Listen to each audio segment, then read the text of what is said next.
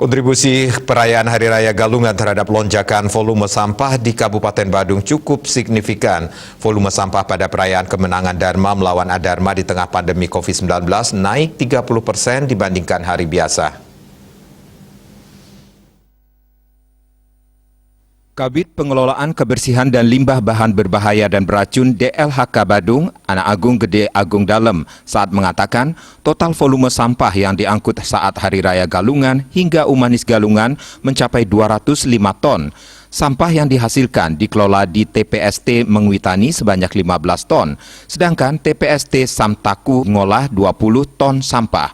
Pihaknya terus berupaya untuk memaksimalkan pengelolaan sampah di TPS Mengwitani dan TPST Samtaku Jimbaran. Pengolahan sampah yang ada di TPST Mengwitani bakal dilimpahkan ke pihak ketiga dan kapasitas akan ditingkatkan.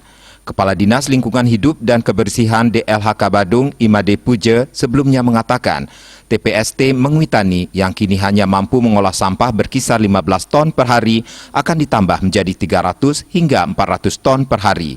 Alat yang sudah ada saat ini pun akan digabung dengan alat yang dimiliki oleh pihak ketiga yang akan menangani sampah tersebut.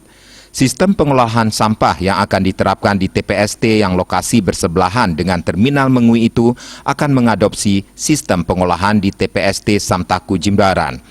Pihaknya juga memastikan TPST bebas dari bau sampah meski berkapasitas besar.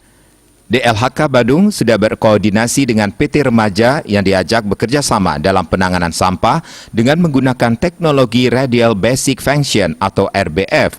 Lokasi nanti akan menggunakan aset Pemkab Badung berupa tanah dan bangunan. Parwata Bali Pos melaporkan.